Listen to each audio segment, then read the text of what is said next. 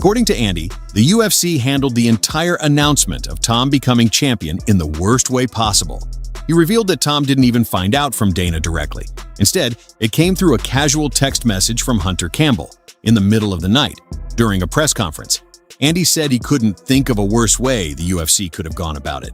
And when a fighter's own father, someone who's been through every high and low of the journey, calls the moment poor management and questions if they even thought it through at all, you know, there's a deeper issue. He went on to say that the heavyweight championship of the UFC is a huge moment, a life-defining achievement, and for Tom to find out in the background, like an afterthought, felt like a complete lack of respect. And honestly, a lot of fans agree. This wasn't just a title handoff. It was the result of years of hard work, and it deserved more than a vague message at 3 a.m. I get a text from GC in the group chat saying, "Is this Jon Jones news real?" Quickly go on Twitter, see Dana White is holding court. Post-fight press conference in Baku, Azerbaijan, shout out. And he announces to the world that Jon Jones has retired. That not only has Jon Jones retired, he has also vacated his title. And as a result, Tom Aspinall is the new UFC heavyweight champion. No longer the interim champion, he's the heavyweight champion. Something that should have happened 2 years ago when he beat Sergey Pavlovich at Madison Square Garden. Because that's really how this should have been handled from the beginning. Should have been handled. Jon Jones couldn't fight November of 2023. They called Tom Aspinall to save the day. He fights on 2 weeks' notice against Sergey Pavlovich. He knocks him out in a couple of minutes. He should have been the champion on that night. He should be approaching the 2-year anniversary of his reign. He beat Curtis Blades in July. Probably should have fought once already this year, maybe even this coming weekend. What's up, everybody? Breaking news. So you came to the right place. ESPN MMA YouTube channel, myself. We got DC on the line to talk to his best friend, his former rival, Jon Jones, officially retiring from the sport of mixed martial arts. We knew, DC, that this had been part of the conversation. We were hoping it wasn't going to be the conversation just yet. I mean, I selfishly was hoping for a fight between he and Tom Aspinall. I don't think I'm the only one. In fact, I know the whole world was kind of hoping for that. In the end, he is not fighting Tom Aspinall. He is retiring from the sport of mixed martial arts, announced by Dana White on Saturday. Your initial thoughts to the announcement that Jon Jones is officially retired from mixed martial arts? So my first thought, it was like, he actually did it. He actually did it. You know, like, I didn't think that he would walk away. I didn't know that, you know, he would allow for or would be able to handle what comes with making this decision right now and the optics of it, Brett. Do you understand what I'm saying? What it looks like to people. I didn't know that his ego would be able to handle walking away. I figured he would fight based on that. But he didn't. And it's crazy. I said something the other day, Brett, and I don't want this to be like me crapping on Jon Jones, but I said something on my YouTube channel. I said, if Jon Jones doesn't fight this guy, he quit, right? He quit. And so he is. He's walking away because he doesn't want to fight Tom Aspinall. Because if Francis Ngannou was there or Alex Pereira was there, he'd be trying to fight those guys. He's made that very clear. He doesn't want to fight Tom Aspinall. And so Tom Aspinall can walk around now with his chest up, chin up, and say, I retired Jon Jones. Tom Aspinall retired Jon Jones. There is no doubt about that. Tom Aspinall's presence is the reason why Jon Jones is no longer the UFC heavyweight champion. Jon Jones said yesterday, the fight doesn't excite me. You can make a strong case that this would be the biggest Jon Jones fight since DC2 in 2017. 2017. That's how long. With all due respect to the Anthony Smiths, the Thiago Santoses, the Dominic Reyes, even Cyril Gane and Stipe. You're telling me those fights were bigger than this? What doesn't excite you about this? That you may lose? Listen, I've never subscribed to the Duck stuff, but the way this has been handled has been shameful. It's been shameful. Like I said, UFC got him the money. Once he said no, it was time to move on. Tom Aspinall wants to fight twice this year. He'd like to fight in October and at the end of the year. More likely than not, you aren't getting those two fights. In the prime of his life, when he's killing everyone, beating them by knockout in 60, 70, 80 seconds, he had to sit around and wait for a guy because the UFC didn't want to move on in what was something that could have been determined back in November. It's shameful. And the way Jon is trying to spin this by like, he's such an awesome guy. He's such a great guy. But, he could slip. And there could always be another one. It's shameful is the word that keeps coming to mind. It's conniving. It's unfortunate because Jon does have one of the greatest resumes of all time. He really does. If you think he's the greatest of all time, God bless. You have a very strong case. But in my opinion, Georges St-Pierre never embarrassed himself, never embarrassed the organization, never cheated, never got caught using PEDs, beat the undisputed champion at 170, beat the undisputed champion at 185, never held up the division, vacated the title when he needed to, came back when he needed to. There's no debate. All these things matter. And yes, he has 2 losses, and yes, he avenged both those losses. After hearing Tom Aspinall's father speak out, many fans are starting to see his point. When the UFC officially named Tom as champion, it should have been a defining moment, the beginning of a new chapter. Instead, it came off as rushed, unorganized, and lacked the impact it deserved. Tom's dad didn't sugarcoat it either. He criticized the UFC for the way they handled the announcement. No proper build-up. No real closure to the interim title story. And no clear explanation of what was going on with Jon Jones. This wasn't just about handing over a belt. It was about showing respect. You said the timeline for Jones, 2 weeks to decide what to do with the title, or whether it takes the fight or you're going to strip him. What do you think is more important, to keep the belt there so he can uphold his legacy, or we move the heavyweight division, take the title away from him? Jon Jones called us last night and retired. Jon Jones is officially retired. Tom Aspinall is the heavyweight champion of the UFC. And Jon had been telling us for quite some time, I already told the UFC my plans. I'm not sure why they haven't done anything with it. But it seems as though as he continued to try and hint at what his plans were, the UFC felt like their hand was forced and they had to put it out there. Because at this point, what are we waiting for? Now, Tom Aspinall is coming to Las Vegas this week. He will be there back end of the week. He was told that a decision would be made by International Fight Week. Why I think this is ludicrous that it all went down like this was, we had waited so long for the resolution to this issue. Could they have not done something in Las Vegas in front of all the fans before the press conference, after the press conference, before the weigh-ins, after the weigh-ins, in the middle of the card on Saturday, before the fight, after the fight, presenting Tom with the belt, saying, you are the man, this is the glamour division, you are the baddest man on the planet, you're the heavyweight champion, you've done it all right, everything we've asked of you.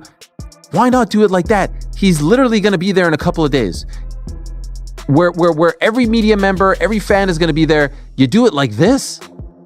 In a throwaway, midway through a press conference in Baku, Azerbaijan, in the middle of the night over there, when no one's paying attention, you do it like that? What is that? When you're an interim champion, they only make an interim champion when the champion cannot defend the belt. So for Jon Jones, he couldn't defend the belt because he tore his pec muscle. So the interim champion means he should be fighting the champion right off the bat. That's not the case with Jon Jones, right? Because Jon Jones is going to fight Stipe Miocic. So the interim champion is supposed to sit there and wait. But by law, in like the regulations, once Jon Jones steps in the cage, he is stripped of his interim champion because the champion has returned. There is no longer for interim champion. What is the point of having an interim champion when the champion is ready to fight? This is the only sport in the world you can have somebody hold your career back. Yep. I've been almost a year inactive with no prospects of anything. Just be ready, and we'll just let you know. Yeah. And then it's kind of difficult, like mentally, to. Oh yeah. This is the fight against Jon Jones. Like, not the fight is another thing. Yeah. This is the tricky bit where I really have to stay switched on, stay motivated, and. I'm trying my best. I'm trying. It's tough. As you said a minute ago, no one really knows what's going on behind the scenes apart from me. Exactly. You're in office cooking. I train all the time anyway. Just because I've not got a fight doesn't mean I don't train. Like, I honestly can see Jon's point of view. I get it. Yep. I get it.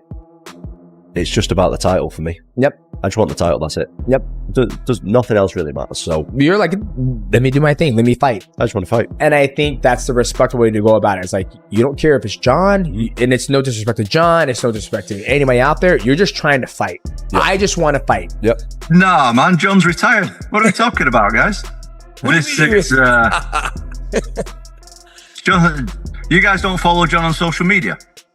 I don't follow him on social media. He said that. No, me too, actually. Me too. But the guy is living his best life. He's had a fantastic career. We all know. We know Jon's a religious man, so I want to say God bless him moving forward in what he does with his life and his career. And we move on. We move on. I'm the undisputed heavyweight champion of the world. I'm ready to take on all comers, get this division moving again. Us guys have been waiting around too long. The contenders are getting sick of it. Everybody's getting sick of it. Even the fans are getting sick of this stuff. So Jon's retired and it's time that we move on. Retired Jon Jones. Just as he predicted, Tom Aspinall, over a year ago, I think, said, I will retire this man without even having to fight him. He's never going to fight me. And despite all the umming and ahhing and all the fucking pretending that he was going to actually ever get in the cage with Tom Aspinall, Jon Jones has done what we always knew he was going to do. He's tucked tail and ran. Imagine calling yourself a goat and yet behaving like such a duck. I mean, this is like back in the playground. Jon Jones has got a bike. Tom Aspinall's come over and goes, give us your bike now. What you have to do then is fight. You have to defend what your shit is and say, no, you're not going to take this. And do you know what Jon Jones did? You have it. I don't want to fight. You can have it. This is unbelievable. The greatest of all time. What a load of shit. I'm sorry. Never going to call that him the GOAT ever again. Because being the greatest of all time is not just about winning. And that's what Jon Jones doesn't understand. It's about how you conduct yourself throughout the whole of your career. Are you willing to fight the biggest challenges, the biggest tests, go in there and test yourself against everyone? And Jon Jones proved, without a shadow of a doubt, his biggest test, stepped up and he bottled it well and truly. Remember this clip from like over a year ago when Jon actually met Tom in person? Respect, man. All the best. Respect. All the best. Do a quick picture. Sure. Yeah? Let's get it. A face-off. No, okay. He wouldn't even face off with Tom Aspinall, let alone get in a cage with him. And after all of the fannying around and waiting for Jon Jones to man up and strap his balls on and defend his heavyweight title, because you've never really earned it. You beat a guy who wasn't even the champion. You beat Stipe. Oh my God, what a farce that fight was. That will go down as the most pointless, pathetic fight I can imagine. For someone like Tom, who stayed patient, trained nonstop, and stepped up when the heavyweight division was in chaos, this should have been his shining moment. But instead, it felt underwhelming. That's why the MMA world is once again criticizing the UFC for how it all unfolded. Jon Jones was never stripped of the title when many believed he should have been. He spent months overseas posting cryptic messages and avoiding direct answers while fans and Tom were left hanging. Rather than taking charge, the UFC let Jones steer the narrative. They delayed, hesitated, and now that Jones has officially stepped away, Tom's crowning moment feels like an afterthought. Like, surely we can't be that apathetic about the product. Surely we can't care that little about the state of things. This is the heavyweight championship of the world. That's how you announce that Tom Aspinall is the king? That's how you announce that Jon Jones is retired? That's massive news. When Michael Jordan, the GOAT of his sport, retired, there was a huge press conference and every single media member under the sun was there. Jon Jones's retirement is a throwaway, midway question in a press conference in the middle of the night in Baku, Azerbaijan. Does anyone else not see the lunacy in all of this? It's absurd. It's absolutely absurd. And so I was trying to figure out, why didn't they just wait? Why didn't they just wait? Why didn't they do something in Vegas, a presentation, a ceremony, something to make this feel big, special, to wash away the annoying nature of the past 7 or so months, as we are constantly told it's going to happen. It's going to happen. I guarantee it's going to happen. Up until recently, a couple of weeks ago to Jim Rome, it's going to happen. It's going to happen. And then 30 or so minutes after the press conference, the Albuquerque Journal drops a massive piece of news. The Albuquerque Journal, which has been covering Jon Jones for quite some time, and a reporter named Jeff Grammer, who we've had on the program before to talk about Holly Holm, been covering Jon, has been covering the Albuquerque fighters like Holly, like Michelle Watterson, all the Jackson Wing fighters. They drop this news literally minutes after the announcement. Jon Jones, the often battled Albuquerque resident, considered by many to be the greatest mixed martial artist of all time, shocked the combat sports world Saturday when UFC President Dana White announced the fighter had retired. But the news didn't come before one more legal matter arose, one White did not reference in his Saturday afternoon announcement of Jones' retirement. The Journal has learned a criminal summons accusing Jones, 37, of a misdemeanor charge of leaving the scene of an accident in February was filed Tuesday in Metropolitan Court. I'm reading this now and I'm like, is this a story from like 9 years ago, 10 years, 11 years ago when he left the scene of a hit and run? Because it's eerily similar. Jones has been called to appear for a bond arraignment on July 24th in Metro Court. John accepted the fight, went to Thailand, came back, didn't want the fight. What happened? Yeah, I wouldn't say that Thailand was the end of it. You know, we were talking about it before that. But yeah, the fight was done. We had the fight done a long time ago. So why he decided not to fight, you guys will have to ask him that. Is it accurate that there's a lot of reports about figures he was offered? Is it fair to say he was offered a lot of money to take this fight? Yeah. Listen, he was offered what he deserves for that fight. Yeah. I'll just come out and ask you. Do you think he's ducking Tom Aspinall? No. Jon Jones, I said it a million times, I'll say it again. He's never ducked anybody other than that one goofy time with the Chael Sonnen thing. He's never ducked anybody. And, you know, I think the reality is whatever changed his mind with this fight, I don't know. You'd have to ask him that. But, you know, he's 38 years old and I don't know. Do you think if it was someone like Alex Pereira, he would fight them? And it's maybe Tom that he specifically doesn't fancy the matchup, doesn't fancy the age difference? I don't know. I don't know the answer to these questions. Only he does. You know, we had the fight done. Listen, our job is to make the biggest fights we can make and the fights that the fans want to see. And that's what we try to do. But the minute somebody starts talking about retirement, you know, my philosophy on that, you should do it. Did you know about the stuff that came out of Albuquerque last night? I saw it today. When I saw it today, I said, oh, everybody's going to think this is why he retired. Maybe that is why he retired. Who the hell knows, man? But yeah, I don't know. These are all questions you got to ask him. We had the fight done. You know, you saw me talking about it very confidently that this fight was going to happen. And then he changed his mind. Jon Jones. This is complicated.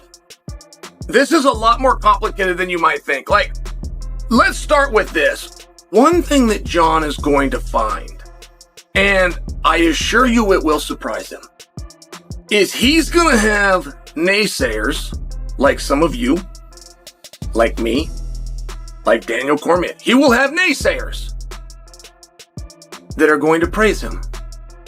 And he's going to look around and go, why are those guys praising me? And it's a very simple concept with artists, which is they become more valuable in death. Now, this is the death of a career, but it's still a death.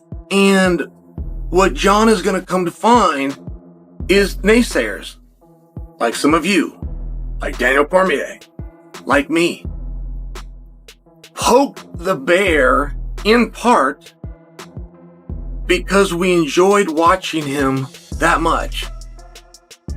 We poked the bear as a way of getting him into the ring so that we could watch him do his craft. That's part of being a fan. And it's a part that Jon never understood. But why would you try to talk him out of it? If you're one of his coaches or his brothers with all the success they have, if you're even one of his parents, why would you try to talk him out of that? He's found some kind of a formula. He's having resounding success. You gotta let it go. And I've heard so many different interviews that Jon has done over the years. And one thing about Jon's approach to a fight, we really saw this in the Stipe fight that you guys might even remember. But Jon needs to be the victim. It needs to be him against the world, and he's here to save the world. Yet through all the chaos, Thomas stayed quiet, no complaints, no drama. He's handled everything with professionalism and focus. Now that he holds the belt, He's making it clear he plans to do what Jon Jones didn't: keep the division active. Tom's already back in the gym, setting his sights on a September return.